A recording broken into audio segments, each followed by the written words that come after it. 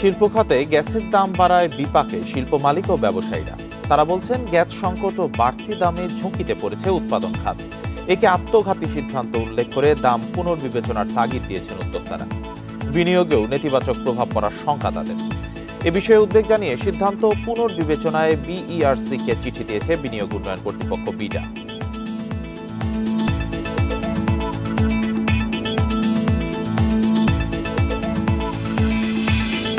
এ নিয়ে প্রতিবেদন থাকছে এখনকার সংবাদে। স্বাগত সকাল ৯টার বিরতিহীন ইন্ডিপেন্ডেন্ট সংবাদ। আপনাদের সাথে আছে রাকিব আহমেদ। আর এবারে জানিয়ে দেব প্রধান শিরোনামগুলো। রাষ্ট্রপতির ক্ষমতায় বাড়ানোই ঐক্যমত্য। তত্ত্বাবধায়কের প্রধান উপদেষ্টার বিষয়ে সিদ্ধান্ত হয়নি। মঙ্গলবার ফের কমিশনের সঙ্গে বসছে বিএনপি।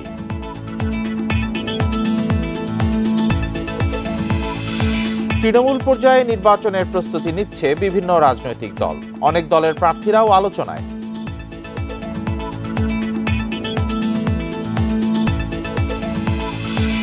নভেম্বরের মধ্যেই পাঠ্য বই ছাপানোর লক্ষ্যে এ মাসেই দরপত্র শুরু এনসিটিবির। ভুল ত্রুটি দ্রুত সংশোধনের তাগিদ গবেষকদের।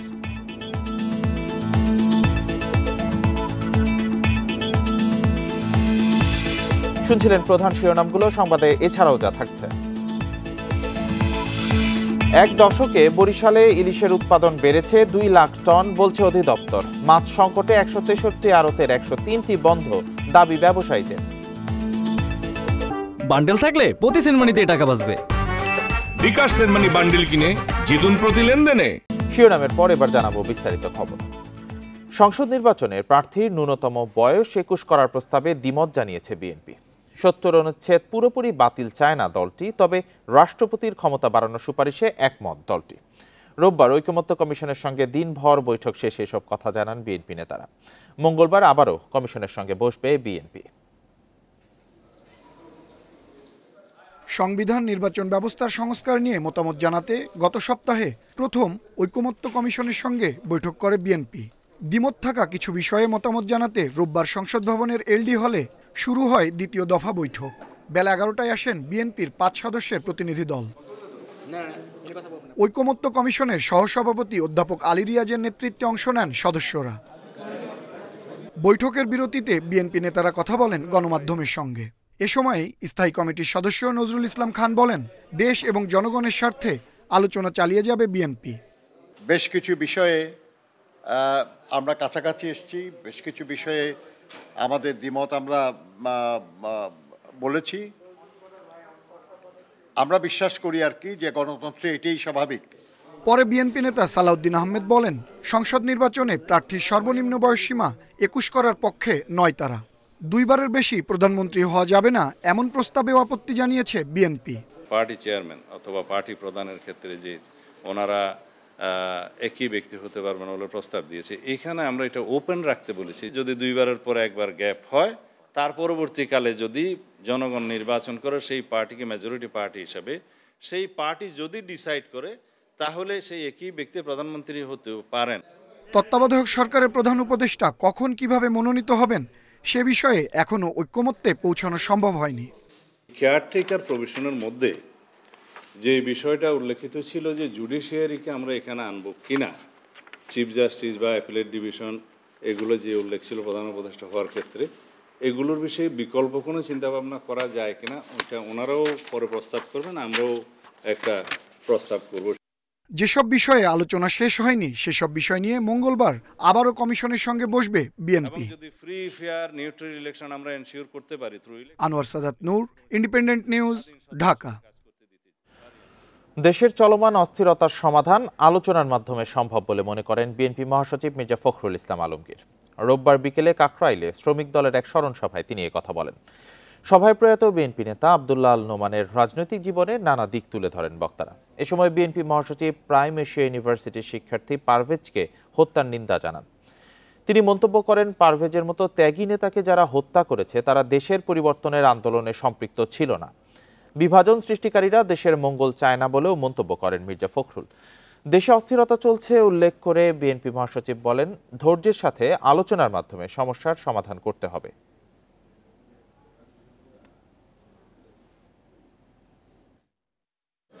সকলকে উচিত হবে সকল রাজনৈতিক দল গোষ্ঠী সকলের দায়িত্ব হবে অত্যন্ত ধৈর্যের সঙ্গে সমস্যাগুলো আলোচনার মাধ্যমে সমাধান করা।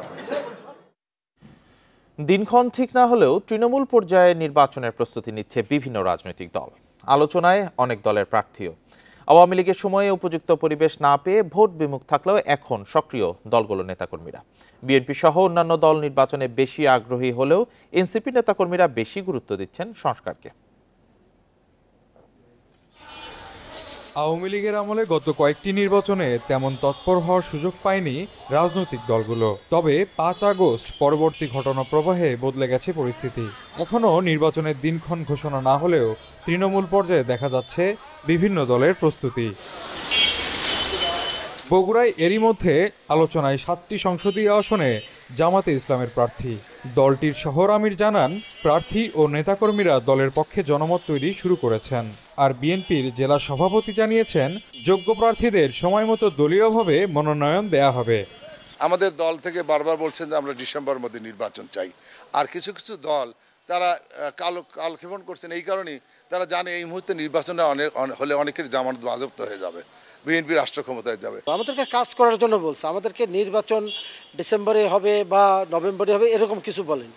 এবং এটাও হতে পারে আমাদের কাজ করার জন্য বলছে, ঠিক পূর্ব মুহূর্তে যদি কেন্দ্রীয় সংগঠন বলে যে আমাকে বসে যেতে হবে, অন্য কাউকে দিবে, এটাও আমাদের মেনে নিতে হবে।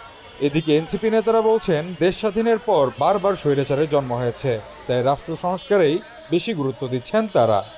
আমাদের নির্বাচন ব্যবস্থা, এমনকি আমাদের সংসদের যে সংসদীয় গঠন, আমাদের প্রধানমন্ত্রী প্রেসিডেন্টের যে ক্ষমতার ভারসাম্য, এগুলো সব কিছু এখন এমন একটা সিস্টেমে আছে, এই সিস্টেমে একটা রাষ্ট্র ব্যবস্থা চলতে পারে না। অবাধ, সুষ্ঠু ও নিরপেক্ষ নির্বাচন দেখতে চান ভোটাররাও। আস্থা ফেরানোর বিষয়টিকে বেশি গুরুত্ব দিচ্ছেন তারা। সংস্কার না হলে নির্বাচন করে কোনো লাভ হবে না, আগে দেশকে ঠিক করতে হবে, করে যদি নির্বাচন যায় সব দলেরই আর কি ভালো হবে। যে প্রত্যাশায় নতুন বাংলাদেশের যাত্রা শুরু হয়েছে নির্বাচনের মাধ্যমে, তা যেন স্থায়ী রূপ পায়, এই প্রত্যাশা ভোটারদের। জজিফ হোসেন, ইন্ডিপেন্ডেন্ট নিউজ, বগুড়া। রাজনৈতিক দলের নিবন্ধন আবেদনের সময়সীমা 22 জুন পর্যন্ত বাড়িয়েছে নির্বাচন কমিশন। রোববার দলের নিবন্ধন আবেদন জমা দেওয়ার শেষ সময় ছিল। রোববার বিকেলে নির্বাচন কমিশনের সচিব আখতার আহমেদ নির্বাচন ভবনে এসব কথা বলেন। এ পর্যন্ত 46টি দল নিবন্ধনের সময় বাড়ানোর আবেদন করেছে, যার মধ্যে জাতীয় নাগরিক পার্টিও রয়েছে। অন্যদিকে এ পর্যন্ত 65টি রাজনৈতিক দল নিবন্ধনের জন্য আবেদন করেছে। ত্রয়োদশ সংসদ নির্বাচনকে সামনে রেখে নিবন্ধন পেতে আগ্রহী রাজনৈতিক দলগুলোকে আবেদন করার জন্য গত 10 মার্চ গণবিজ্ঞপ্তি জারি করে ইসি। নির্বাচন কমিশনে নিবন্ধিত রাজনৈতিক দলের সংখ্যা 50টি। সংসদ নির্বাচনে দলীয় প্রতীকে নির্বাচন করতে হলে নির্বাচন কমিশনে নিবন্ধিত হতে হয় রাজনৈতিক দলকে। রাজনৈতিক দলের নিবন্ধনের সময়সীমা 20 এপ্রিল, আজকে তারিখ যেটা শেষ হচ্ছে। সময়সীমা কমিশনের সিদ্ধান্ত মতে আমরা আগামী 22 জুন, আই রিপিট 22 জুন রোববার পর্যন্ত একই শর্তে বৃদ্ধির সিদ্ধান্ত নেওয়া হয়েছে। দেশে গণতান্ত্রিক পরিবেশ রয়েছে, যে যার মত প্রকাশ করতে পারছে। রোববার বিকেলে রাজধানীর পুরানা পল্টনে খেলাফত মজলিসের সাথে বৈঠক শেষে মন্তব্য করেছেন জাতীয় নাগরিক পার্টির আহ্বায়ক নাহিদ ইসলাম। এর আগে জাতীয় নাগরিক পার্টি ও খেলাফত মজলিসের সংলাপে গণহত্যার দায়ে আওয়ামী লীগের বিচারের দাবি উঠে আসে। এ সময় তারা বিচার শেষ না হওয়া পর্যন্ত আওয়ামী লীগের নিবন্ধন স্থগিত রাখার দাবি জানান। জুলাই অভ্যুত্থানের মতো জাতীয় ঐক্য অটুট রাখার উপর জোর দেন নেতারা। এছাড়া জুলাই অভ্যুত্থানে শহীদদের মর্যাদার সাংবিধানিক স্বীকৃতি চাওয়া হয়। আহতদের সুচিকিৎসার ব্যবস্থা এবং পরিবারকে পুনর্বাসনের দাবিও জানান তারা। জুলাই গণহত্যা, শাপলা চত্বরে গণহত্যা, পিলখানায় বিডিআর হত্যা সহ 15 বছরে গুম খুন হত্যায় জড়িতদের দ্রুত বিচারের দাবি জানান দুই দলের নেতারা। বিভিন্ন রাজনৈতিক দলের অবশ্যই বিভিন্ন মত থাকবে। আমরা মনে করছি যে এখন বাংলাদেশে একটি গণতান্ত্রিক পরিবেশ রয়েছে এবং যে যার মত প্রকাশ করতে পারছে, এটি কেবলই ভিন্ন মত। আমরা মনে করি না রাজনৈতিক দলগুলোর মধ্যে এমন কোনো অনৈক্য তৈরি হয়েছে যার সুযোগ আসলে ফ্যাসিবাদী শক্তি নিতে পারে। ফ্যাসিবাদী শক্তির বিরুদ্ধে আমরা সবসময় ঐক্যবদ্ধ আছি। স্থানীয় সরকারের সব নির্বাচন একসাথে করার সুপারিশ করেছে সংস্কার কমিশন। ইউনিয়ন থেকে সিটি কর্পোরেশন পর্যন্ত সব কর্তৃপক্ষের জন্য অভিন্ন আইনের সুপারিশও করা হয়েছে। রোববার রাজধানী ফরেন সার্ভিস একাডেমিতে সংবাদ সম্মেলনে এসব কথা জানান স্থানীয় সরকার সংস্কার কমিশনের প্রধান ডক্টর তোফায়েল আহমেদ। তিনি বলেন, জাতীয়ের আগে স্থানীয় সরকার নির্বাচন হওয়া উচিত। বাসভবন যমুনায় অধ্যাপক মোহাম্মদ ইউনুসের কাছে 2 খণ্ডের প্রতিবেদন তুলে দেন স্থানীয় সরকার সংস্কার কমিশনের সদস্যরা। প্রতিবেদনে স্থানীয় সরকার বিষয়ে 6টি নতুন আইন প্রণয়ন এবং কিছু আইন সংশোধনের সুপারিশ করা হয়। একসাথে সব স্থানীয় সরকার নির্বাচন করার সুপারিশও করা হয়। একটা সিঙ্গেল শিডিউলে আপনি 5টা প্রতিষ্ঠান ইলেকশন করতে পারবেন। সিঙ্গেল শিডিউলে, মানে একই দিনে বলছি না, সিঙ্গেল শিডিউল দিয়ে স্টেগার্ড ওয়েতে কিন্তু আপনি যেমন দেশটাকে বিভিন্ন জিওগ্রাফিক্যাল এরিয়াতে ভাগ করে একই দিনে ইলেকশন, একই শিডিউলে ইলেকশন করে ফেলতে পারবেন। জেলা, উপজেলা, ইউনিয়ন পর্যায়ে চিকিৎসা ও শিক্ষা ব্যবস্থায় সংস্কারের সুপারিশ করেছে কমিশন। একই সাথে গ্রাম আদালত বিলুপ্ত করে উপজেলা পর্যায়ে পূর্ণাঙ্গ আদালত স্থাপনের সুপারিশ করা হয়। ইউনিয়ন পরিষদ লেভেলে গ্রাম আদালত নামক একটা আদালত আছে। এইটা দেখা যাচ্ছে, আমরা স্টাডি করে দেখেছি, এটা অ্যাবিউজ হচ্ছে, এখানে মিসক্যারেজ অফ জাস্টিস হচ্ছে। ইউনিয়ন এবং উপজেলা বিচার ব্যবস্থায় আমরা রেকমেন্ড করেছি উপজেলাতে পূর্ণাঙ্গ আদালত স্থাপন করতে হবে। ফৌজদারি এবং দেওয়ানি পূর্ণাঙ্গ আদালত উপজেলা পর্যন্ত যেতে হবে। এক প্রশ্নের জবাবে সংসদ নির্বাচনের আগে স্থানীয় সরকার নির্বাচন আয়োজনের পক্ষে মত দেন সংস্কার কমিশনের প্রধান। স্থানীয় নির্বাচন ইম্পর্টেন্ট, জাতীয় নির্বাচন ইম্পর্টেন্ট। এটাকে একটার আগে একটা পরে একটা করলে আর একটা করতে পারবো না, এই জাতীয় শর্তই বোধহয় আমার মনে হয় এটা অমূলক কথা। দুটাই করতে হবে এবং দুটো কোনটা আগে কোনটা পরে হবে সেটা সিদ্ধান্ত সরকার এবং ওনারা নিন। তো আমরা চাই স্থানীয় নির্বাচনটা অবিলম্বে করা হোক। স্থানীয় সরকার বিকেন্দ্রীকরণের লক্ষ্যে জাতীয় নীতিমালা প্রণয়নের সুপারিশও করেছে সংস্কার কমিশন। সুতরাং এই শূন্যতার মধ্যে দেশে একটা ডিস্টেবিলিটি এমনিতে বিরাজ করছে। সুতরাং এই স্টেবল সিস্টেমের জন্যও কিন্তু এই প্রতিষ্ঠানগুলোর মধ্যে নেতৃত্ব নিয়ে আসা দরকার, বৈধ নেতৃত্ব নিয়ে আসা দরকার। বন ইবনে কামাল, ইন্ডিপেন্ডেন্ট নিউজ, ঢাকা। দেশে নব্য ফ্যাসিবাদের উত্থান হচ্ছে এবং তাদের দোসররা দাপিয়ে বেড়াচ্ছে বলে অভিযোগ করেছেন জাতীয় পার্টির চেয়ারম্যান জিএম কাদের।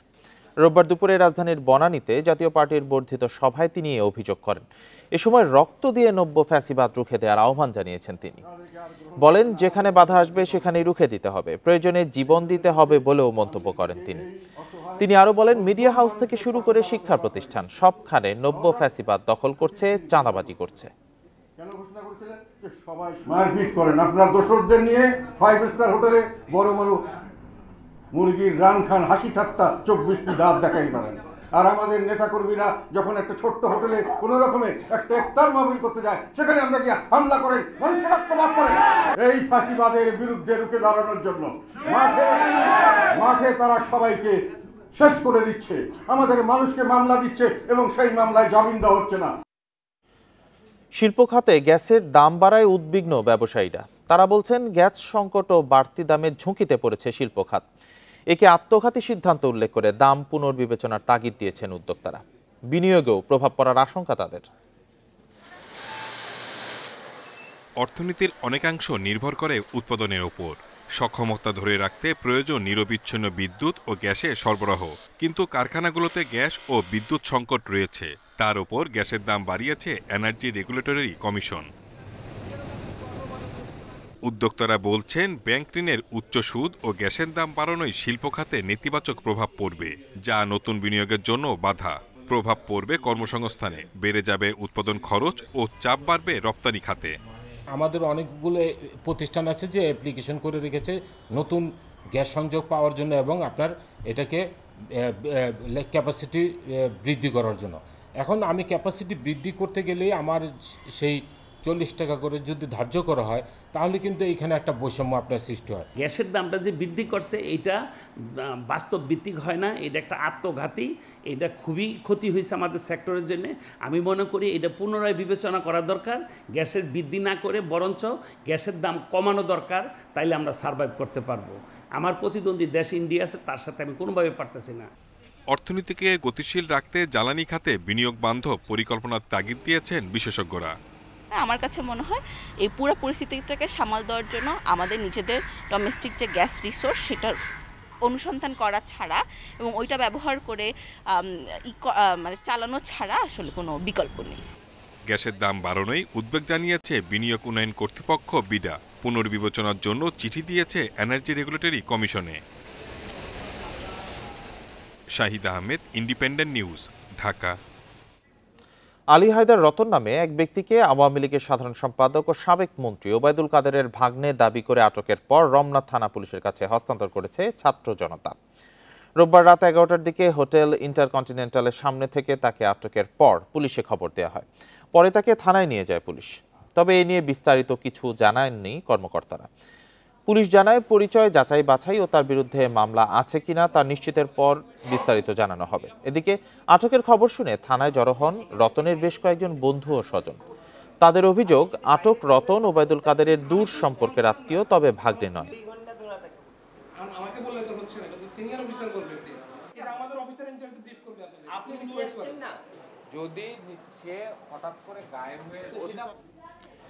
মিয়ানমারে অস্থিরতা বাড়লে নিরাপত্তা ঝুঁকি তৈরি হবে বলে বাংলাদেশকে সতর্ক করেছেন সফররত জাতিসংঘের শান্তিরক্ষা বিষয়ক আন্ডার সেক্রেটারি জেনারেল জন পিয়ের লাক্রোয়া।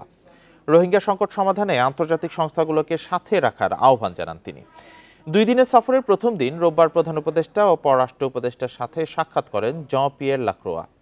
রাষ্ট্রীয় অতিথি ভবন যমুনায় প্রধান উপদেষ্টার সাথে সৌজন্য সাক্ষাতে লাক্রোয়া মিয়ানমারে অস্থিরতা বৃদ্ধির শঙ্কা জানান। এ সময় প্রধান উপদেষ্টা বাংলাদেশ ও মিয়ানমারের সীমান্তে নাফ নদীর কাছে গুলিতে বেসামরিক হতাহতের ঘটনায় উদ্বেগ জানান। বাংলাদেশ থেকে আরও বেশি নারী শান্তিরক্ষী নিতে জাতিসংঘকে আহ্বান জানান প্রধান উপদেষ্টা। পররাষ্ট্র উপদেষ্টা তৌহিদ হাসানের সাথেও বৈঠক করেন জাতিসংঘের শান্তিরক্ষা বিষয়ক আন্ডার সেক্রেটারি জেনারেল। এ সময় শান্তিরক্ষী মিশনে বাংলাদেশের ভূমিকার প্রশংসা করেন তিনি।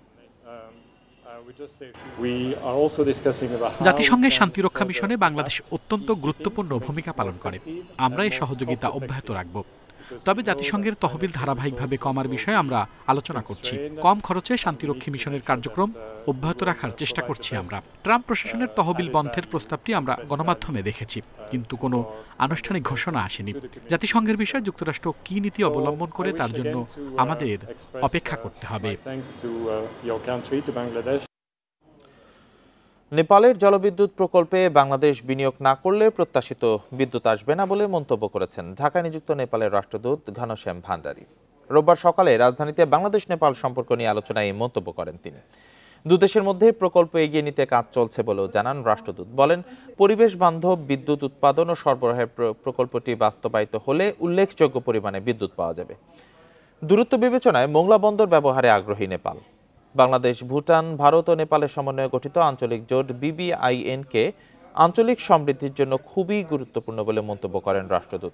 সবার স্বার্থেই এই জোটকে এগিয়ে নেওয়ার তাগিদ দেন তিনি। এছাড়া বাংলাদেশ ও নেপালের পণ্য আমদানি রপ্তানিতে শুল্ক সহ অন্যান্য প্রতিবন্ধকতা আলোচনার মাধ্যমে দূর করার আহ্বান Ghanshyam ভান্ডারীর। Of course, energy will not come tomorrow. Even if the investment starts today. নেপালের জলবিদ্যুৎ প্রকল্পে বাংলাদেশ বিনিয়োগ না করলে প্রত্যাশিত বিদ্যুৎ আসবে না। বাংলাদেশের বিদ্যুতের প্রয়োজন ও নেপালের সম্ভাবনার বিষয় বিবেচনায় নিয়ে প্রকল্পটিকে এগিয়ে নিতে কাজ চালিয়ে যাওয়া হচ্ছে। পরিবেশ বান্ধব বিদ্যুৎ উৎপাদন ও সরবরাহের এই প্রকল্প বাস্তবায়িত হলে উল্লেখযোগ্য পরিমাণ বিদ্যুৎ উৎপাদন ও সরবরাহ সম্ভব হবে। So if these projects materialize, there'll be some significant hydroelectricity from Nepal flowing. দিনাজপুরের হিন্দু নেতা ভবেশ চন্দ্র রায়কে হত্যা করা হয়নি, অসুস্থতাজনিত কারণে তার মৃত্যু হয় বলে প্রাথমিক তদন্ত শেষে জানিয়েছে পুলিশ। তবে পরিবারের পক্ষ থেকে মৃত্যুর ঘটনার রহস্যজনক দাবি করায় তার মরদেহের ময়নাতদন্ত করা হচ্ছে। এদিকে ভারত ভবেশের মৃত্যুকে হিন্দু নির্যাতন হিসেবে দাবি করায় দুই প্রতিবেশী দেশের সম্পর্কে ফের টানাপোড়েন তৈরি হয়েছে। জুলাই গণ অভ্যুত্থানে আওয়ামী লীগ সরকার পতনের 8 মাস পেরিয়ে গেলেও প্রতিবেশী ভারতের সঙ্গে সম্পর্ক এখনও স্বাভাবিক হয়নি। দিনাজপুরে হিন্দু সম্প্রদায়ের নেতা ভবেশচন্দ্র রায়ের মৃত্যুর পর ভারত সরকার সেটিকে হত্যাকাণ্ড দাবি করায় আবারও দুই দেশের সম্পর্ক শীতল হওয়ার শঙ্কা দেখা দিয়েছে। শনিবার ভারতের পররাষ্ট্র মন্ত্রণালয়ের মুখপাত্র এক বিবৃতিতে দিনাজপুরে ভবেশচন্দ্র রায়ের মৃত্যুকে অন্তর্বর্তীকালীন সরকারের অধীনে হিন্দু সংখ্যালঘুদের উপর সংগঠিত নিপীড়নের ধারাবাহিকতা বলে মন্তব্য করেন। সামাজিক মাধ্যমে এক্সে বিবৃতিতে রণধীর জাসওয়াল বাংলাদেশে হিন্দু সংখ্যালঘু নেতা শ্রী ভবেশচন্দ্র রায়কে অপহরণ ও নির্মমভাবে হত্যার অভিযোগ করে উদ্বেগ জানান। এদিকে ভারতের এমন দাবি প্রত্যাখ্যান করে সব পক্ষকে বিভ্রান্তিকর ও উস্কানিমূলক মন্তব্য করা থেকে বিরত থাকার আহ্বান জানান প্রধান উপদেষ্টার প্রেস সচিব। বর্তমান সরকার সব ধর্মের মানুষের অধিকার সুরক্ষা দেয় বলেও জানান তিনি। এদিকে প্রাথমিক তদন্ত শেষে পুলিশ বলছে ভবেশচন্দ্র রায়ের অসুস্থতাজনিত স্বাভাবিক মৃত্যু হয়েছে। বৃহস্পতিবার বিকেলে স্থানীয় রতন সহ পূর্ব পরিচিত কয়েকজনের সাথে বাড়ি থেকে বের হন ভবেশ। পরে চায়ের দোকানে আড্ডার এক পর্যায়ে অসুস্থ হয়ে পড়লে সঙ্গীরা তাকে হাসপাতাল নিয়ে যায়। সেখানে চিকিৎসক তাকে মৃত ঘোষণা করেন। এখানে অপহরণ বা নির্যাতনের কোনো আলামত পায়নি পুলিশ। তাদের সাথে থাকা অবস্থায় সে চা খেয়েছে, দোকানে বসে সিগারেট খেয়েছে, পান খেয়েছে, সেখানে সে অসুস্থ হয়েছে। তারপরে তারাই তাকে ডাক্তারের কাছে নিয়ে গেছে, অ্যাম্বুলেন্স নিয়ে আসছে, মেডিকেলে নিয়ে গেছে, মেডিকেল কলেজ হাসপাতাল গেছে দিনাজপুর। ডাক্তার তাকে মৃত্যু ঘোষণা করছে। যেহেতু পরিবার একটা প্রশ্ন তুলছে, এই জন্য আমরা সুরতাল করেছি, পোস্টমর্টমের ব্যবস্থা করেছি। মৃত্যুর ঘটনা নিয়ে প্রশ্ন ওঠায় মরদেহ ময়নাতদন্তের জন্য পাঠানো হয়েছে। ভবেশের মৃত্যুর ঘটনায় কোনো অভিযোগ বা মামলা করেনি পরিবার। ওয়ানুল হক, ইন্ডিপেন্ডেন্ট নিউজ, ঢাকা। গাজীপুরের টঙ্গীতে সিজন নামে এক যুবককে কুপিয়ে হত্যা করা হয়েছে। রোববার রাত 8টার দিকে টঙ্গীর রেলওয়ে কলোনি এলাকায় এই ঘটনা ঘটে। পুলিশ জানায় রাতে রেলওয়ে কলোনির একটি চায়ের দোকানে বসে চা পান করছিলেন সিজন। এ সময় স্থানীয় রাহুল ও ইমন নামে দুই যুবক তাকে ডেকে নিয়ে চাপাতি দিয়ে কুপিয়ে গুরুতর আহত করে পালিয়ে যায়। পরে তাকে উদ্ধার করে টঙ্গীর শহীদ আহসানুল্লাহ মাস্টার জেনারেল হাসপাতালে নিয়ে যায়। পরে প্রাথমিক চিকিৎসা শেষে পরিবারের সদস্যরা উত্তরা আধুনিক মেডিকেল কলেজ হাসপাতালে নিয়ে গেলে চিকিৎসক তাকে মৃত ঘোষণা করেন। প্রাথমিকভাবে পুলিশের ধারণা পূর্বশত্রুতার জেরে এ হত্যাকাণ্ড। এদিকে সিলেটের বিশ্বনাথে ছিনতাইকারীদের ছুরিকাঘাতে নিপেশ তালুকদার নামের এক ভ্রাম্যমাণ ক্ষুদ্র ব্যবসায়ী নিহত হয়েছে। রাত 8:30টার দিকে উপজেলার 5 ফিট বাজারের পশ্চিমের সড়কে এ হত্যার ঘটনা ঘটে।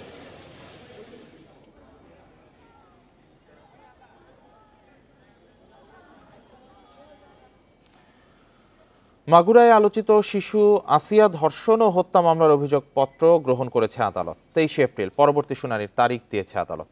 সকালে জেলার নারী ও শিশু নির্যাতন দমন ট্রাইব্যুনালের বিচারক এম জাহিদ হাসানের আদালতে আসামিদের উপস্থিতিতে অভিযোগপত্রের শুনানি হয়। পরে অভিযোগপত্রটি আমলে নেয় আদালত। এর আগে মামলার আসামিদের জেলা কারাগার থেকে ট্রাইব্যুনালে হাজির করা হয়।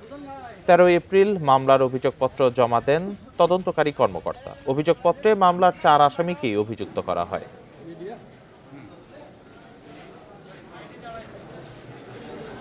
আগামী 23/4/2025 তারিখে এই মামলার 4 শুনানির জন্য দিন ধার্য করেছেন। এখন মামলাটি আমরা আশা করি যে চার্জ গঠনের পরে 10 থেকে 15 কার্য দিবসের ভিতরে মাগুরাবাসী সহ সারা বাংলাদেশ এই মামলার রায় দেখতে পারবে। আগামী বছরে বই ছাপানোর দরপত্র শুরু হচ্ছে চলতি মাসেই। নভেম্বরের মধ্যেই বই ছাপানো শেষ করার লক্ষ্য জাতীয় শিক্ষাক্রম ও পাঠ্যপুস্তক বোর্ড এনসিটিবির। সেই সঙ্গে দরপত্র প্রক্রিয়ায় কিছুটা পরিবর্তন আনা হচ্ছে।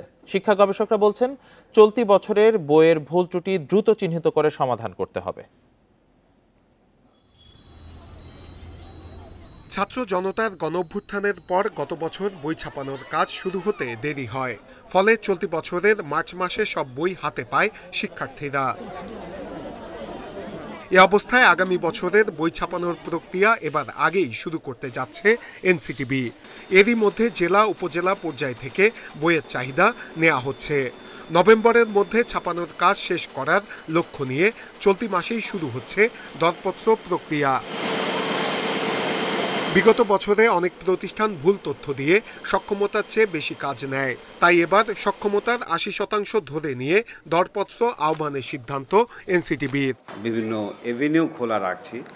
লোকাল মার্কেট থেকে কাগজ যেরকম সরবরাহ করা হবে, এবং কেউ যদি আমদানি করে নিয়ে এসে তারা নিজের মতো প্রিন্টিং করতে চায় তাহলে প্রিন্টিং তারা করে দিতে পারবে। মোদ্দা কথা, আমরা কাগজে যে মনোপলির যে ব্যবসাটা আছে সে ব্যবসা করে কেউ যদি কুক্ষিগত না করতে পারে সে প্রক্রিয়াগত জায়গাগুলিকে আমরা এক্সপ্লোর করছি। এরই মধ্যে বইয়ের পরিমার্জনের কাজ শুরু হয়েছে। শিক্ষা গবেষকরা বলছেন, চলতি বছরের বইয়ে যেসব ভুল আছে সেগুলো দ্রুত চিহ্নিত করে নির্ভুল পাণ্ডুলিপি তৈরিতে সর্বোচ্চ গুরুত্ব দিতে হবে। জুলাই গণঅভ্যুত্থানের যে ইতিহাসটা সমাজবিজ্ঞানে লেখা হয়েছে, বিশেষ করে পঞ্চম শ্রেণীতে, এটা অ্যাবসার্ডলি এটা লেখা হয় না, এবং এখানে গণঅভ্যুত্থানের কোনো তথ্যই সঠিকভাবে তুলে আসে না। অর্থাৎ এই জায়গাগুলোকে পরিমার্জন করে এনসিটিবি যেন খুব ভালোভাবে মানে ভালো মানুষ দিয়ে এই গণঅভ্যুত্থানের বিষয়গুলোকে সুন্দরভাবে তুলে বাচ্চাদের উপযোগী করে তুলে সেখানে দাঁড়ায়। মুদ্রণ মালিক সমিতি বলছে জুলাইয়ের মধ্যে বই ছাপানোর কাজ শুরু করতে হবে, তাহলে নির্দিষ্ট সময়ে শেষ করা যাবে ছাপানোর কাজ। 70 দিনটার জায়গায় 90 দিন কনসিডার করতে বলছি আমরা। এখানে ওনারা যেটা করছেন টোটাল প্রসেসটার জন্য একটা টাইম নির্ধারণ করছেন, টেন্ডার মূল্যায়ন, বোর্ডের মিনিস্ট্রির অনুমোদন, সেইখান থেকে একটু টাইম সেভ করে ওদিকে টাইম দিতে পারলে আমরা ওয়ার্ক অর্ডার যখন পাবো, আর 90 দিন হলে ভালো হয়, আর 70 দিনে বই দেওয়ার আমরা আপনার চেষ্টা করব। এনসিটিবির সিদ্ধান্ত অনুযায়ী প্রতি লটের বই ছাপার জন্য ছাপাখানাগুলোর ব্যাংক কমিটমেন্ট লেটার থাকতে হবে। কোনো দুর্বল ব্যাংক থেকে লেটার অফ ক্রেডিট নেওয়া যাবে না। সেই সঙ্গে কাগজের মিলগুলোর সঙ্গে চুক্তি থাকতে হবে, যাতে কাগজের সরবরাহ ও গুণগত মান নিশ্চিত করা যায়। নূরে আলম, ইন্ডিপেন্ডেন্ট নিউজ, ঢাকা। খুলনা প্রকৌশল ও প্রযুক্তি বিশ্ববিদ্যালয়ের উপাচার্যের পদত্যাগ দাবিতে 24 ঘন্টার আলটিমেটাম দিয়েছেন শিক্ষার্থীরা। দাবি পূরণ না হলে আজ বিকেল 3টা থেকে আমরণ অনশন কর্মসূচির ঘোষণা দিয়েছেন তারা।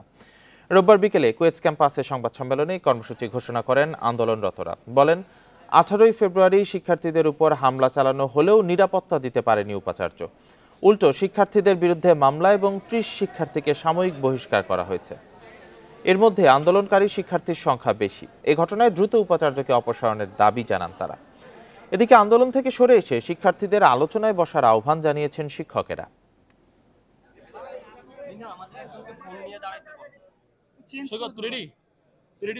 আমরা 2 মাস ধরে এখানে আন্দোলন করেছি। আমরা এখন এক দফার দাবিতে, ভিসি অপসারণের দাবিতে ইন্টারিমের কাছে যে আমরা বলতে চাই যে আমরা এক দফার দাবিতে অনশনে বসছি। আমরা এখনো উদার, আমরা সবকিছু ভুলে যেতে রাজি আছি। ছাত্রদের একটু আগে আসতে হবে, আমরা সবকিছু ভুলে তাদের সাথে একসাথেই থাকবো। ইলিশ রক্ষায় নানা পদক্ষেপে 10 বছরে বরিশাল অঞ্চলে মাছটির উৎপাদন প্রায় 2 লাখ টন বেড়েছে বলে দাবি মৎস্য অধিদপ্তরের। তবে আড়তদার পাইকাররা এই দাবির সঙ্গে বাস্তবতার মিল পাচ্ছেন না। তাদের দাবি, এক সময়ের জমজমাট ইলিশের মোকাম প্রায়ই থাকে মাছ শূন্য। এই পরিস্থিতিতে জেলার 163 ইলিশের আড়তের মধ্যে 103টি বন্ধ হয়ে গেছে গত কয়েক বছরে। বরিশালে ইলিশের বড় ক্ষেত্র হিসেবে হিজলা, ভোলা, হাইমচর, মেহেন্দিগঞ্জ সহ মেঘনা থেকে কারখানা নদী পর্যন্ত 17টি স্থানকে চিহ্নিত করেছে মৎস্য অধিদপ্তর। এছাড়া খাবার, উপযুক্ত পরিবেশ ও স্বাভাবিক স্রোতের কারণে জেলার 90 নদীর সবগুলোতেই পাওয়া যায় ইলিশ। মৎস্য অধিদপ্তরের তথ্য অনুযায়ী 10 বছরে বরিশালে ইলিশের উৎপাদন বেড়েছে 2 লাখ টনের বেশি। শ্যালো ওয়াটার লাগবে, পর্যাপ্ত প্লাঙ্কটন লাগবে এবং একটু স্রোত লাগবে, যেটা ফুললি মিলে গেছে এই বরিশাল অঞ্চলে। তবে মৎস্য অধিদপ্তরের দাবির প্রতিফলন দেখেন না আড়তদাররা। তারা জানিয়েছেন, মাছ সংকটে একে একে বন্ধ হয়ে যাচ্ছে ইলিশের মোকাম। পোর্ট রোড, চন্দ্রমোহন ও বেলতলা মোকামের আড়তদার, পাইকার ও রপ্তানিকারকরা বলছেন, যোগান কম থাকায় ইলিশের দাম আকাশচুম্বী। আমরা এই টাইমে নাহলে ডেলি 1-1.5 মণ মাছ মাপতাম, এখন মনে করেন ডেলি 50 মণ মাছও হয় না। মাছ কমানোই কমতেছে, প্রতি বছরই মাছ কমতেছে। এই অ্যাডজাস্ট হিসাব কীভাবে তারা বাইর করে? এখন তারা কি সময়ে প্রত্যক্ষভাবে স্থান মতো যাইয়া জরিপ করে না অফিসে জরিপ করে, সেটা আমি জানি না। এদিকে মৎস্য অধিদপ্তরের কর্মকর্তাদের দাবি, চাহিদা বেড়ে যাওয়ায় যোগান বাড়ার বিষয়টি চোখে পড়ছে না। এছাড়া যোগাযোগ ব্যবস্থার উন্নতির কারণে সহজেই মাছ চলে যাচ্ছে দেশের বিভিন্ন প্রান্তে। ভোলার ইলিশ কিন্তু সরাসরি চলে যায় নোয়াখালীর চেয়ারম্যান ঘাটে, তাহলে সেই ইলিশটা আমরা বরিশালে কিন্তু দেখতে পাচ্ছি না। আবার আরেকটু বলবো যে ইলিশটা সমুদ্রের যে ইলিশটা বরিশালে মোকামে বা ঘাটে আসতো, মহিপুর, আলিপুর থেকেই মাছ ট্রাকে লোড দিয়ে সারা দেশে তারা পরিবহন করে নিয়ে চলে যাচ্ছে। এই কারণেই হচ্ছে যে এখানকার দোকানপাট মাছ তেমনটা পাচ্ছে না। গত বছর বরিশালে ইলিশের উৎপাদন ছিল 3,72,000 টন। ইলিশ রক্ষায় নানা পদক্ষেপের কারণে আগামীতে উৎপাদন আরও বাড়ার আশা দেখছে মৎস্য অধিদপ্তর। Independent news. ছোট পরিসরে হিমাগার স্থাপনে সাফল্য পেয়েছেন কৃষি বিশ্ববিদ্যালয়ের গবেষকরা। কৃষকদের উৎপাদিত পণ্যের ন্যায্য মূল্য নিশ্চিত এবং সিন্ডিকেট ভাঙতেই এই হিমাগার তৈরির উদ্যোগ নিয়েছেন তারা। এতে শাকসবজি ও মৌসুমি ফলের অপচয় কম হবে, লাভবান হবে কৃষকেরা। মাত্র 3 মিটার দৈর্ঘ্য, 2.2 মিটার প্রস্থ এবং 2.7 মিটার উচ্চতার হিমাগারে সংরক্ষণ করা যায় 2 টন শাকসবজি ও ফলমূল।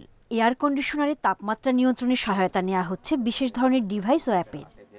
এই অ্যাপের মাধ্যমে আমরা নির্দিষ্ট টেম্পারেচার সেট করতে পারি এবং আমরা অ্যাপের মাধ্যমে দেখতে পারি যে আসলে ভিতরে কত টেম্পারেচার এখন আছে। আমরা এখান থেকে টেম্পারেচারটা সেট করে দিলে ভিতর থেকে এসি ওই অনুযায়ী টেম্পারেচারটা মনিটরিং করে। বিদ্যুৎ সংযোগের বিকল্প হিসেবে সৌর বিদ্যুতের মাধ্যমে অনায়াসে চলছে হিমাগারটি। এভাবে বিভিন্ন ফল ও শাকসবজি সংরক্ষণ করা যায় প্রায় 2 মাস।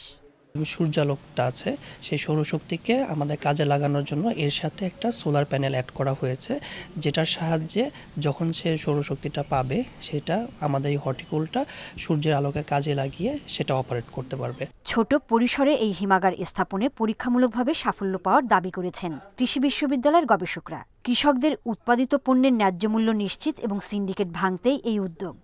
কৃষকরা যদি তারা যৌথ উদ্যোগে অথবা সমিতির মাধ্যমে এরকম একটি কোল্ড স্টোরেজ করে, তাহলে তাদের উৎপাদিত পণ্য নিজেরা সংরক্ষণ করে বাজারে ছেড়ে তার সঠিক মূল্যটি তারা পেতে পারে। এই প্রযুক্তি ব্যবহারে গুনতে হবে 15 থেকে 20 লাখ টাকা। পরীক্ষামূলকভাবে রংপুর ও টাঙ্গাইলে এ ধরনের হিমাগার নির্মাণে সাফল্য এসেছে বলে দাবি গবেষকদের।